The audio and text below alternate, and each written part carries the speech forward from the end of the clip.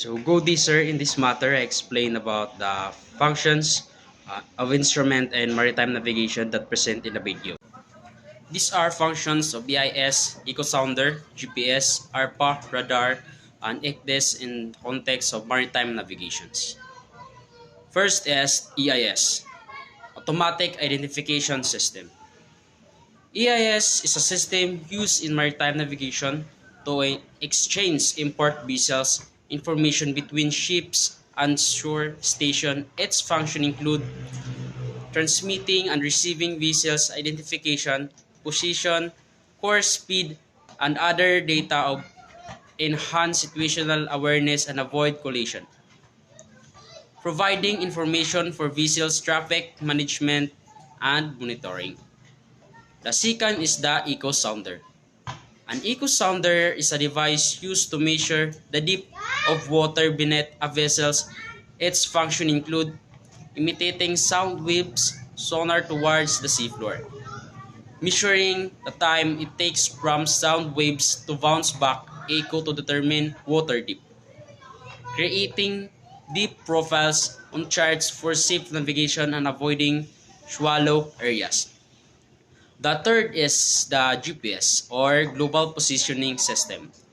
GPS is a satellite-based navigation system that provides accurate positioning and timing information. It includes determining a vessel's precise location on Earth, assisting also in route planning, navigation, and tracking, enhancing safety by providing real-time position data.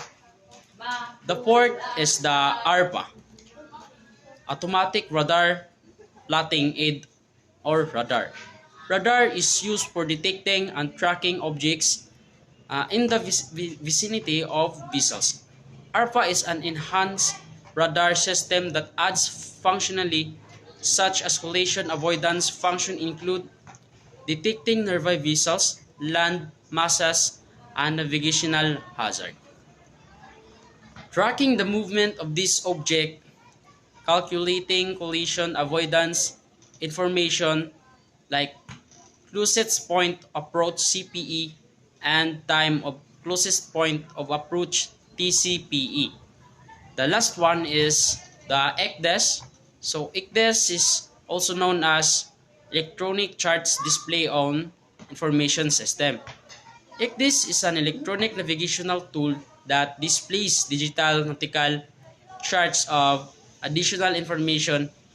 Its function include providing electronic versions of paper charts for route planning and navigation, integrating data from various sources including GPS and EIS to offer real-time situational awareness, also known as enhancing safety by overlaying information like AIS targets, add radar data, and electronic.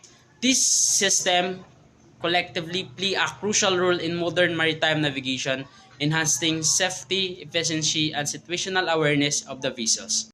Base sa aking nabanggit na binasa kanina, ang AIS, Automatic Identification System, GPS, Global Positioning System, and Echo Sounder, ARPA, Automatic Radar Plotting, at ECDIS, Electronic Chart Display and Information System ay napakahalagang mga tool sa onboard para sa mga sasakyang pangdagat. Pinahuhusay ng AIS ang kaligtasan sa dagat sa pamamagitan ng pagbibigay ng real-time na pagkakakilanlan ng barko at impormasyon sa lokasyon na binabawasan ng mga panganib na banggaan. Tinitayak ng GPS ang tumpak na pagposisyon sa pag-navigate ng pagbibigay daan sa ligtas na pagpasa at mahusay na pagplano ng ruta. Ang echo sounder ay tumutulong sa lalim na pagsukat na mahalaga para maiwasan ang mga hadlang sa ilalim ng tubig. Pinahuhusay ng ARPA ang kamalayan at sitwasyon sa pamamagitan ng pagsubaybay sa mga paggalaw ng iba pang mga sasakyang dagat at paghula sa mga potensyal na banggaan.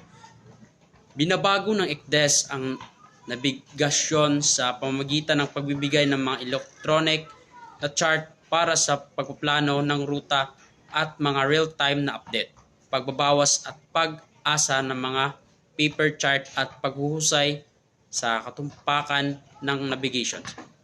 Magkasama pinabuti ng mga system na ito ang kaligtasan sa dagat, kahusayan sa pagnavigate at proteksyon sa kapaligiran sa mga sasakyang pangdagat.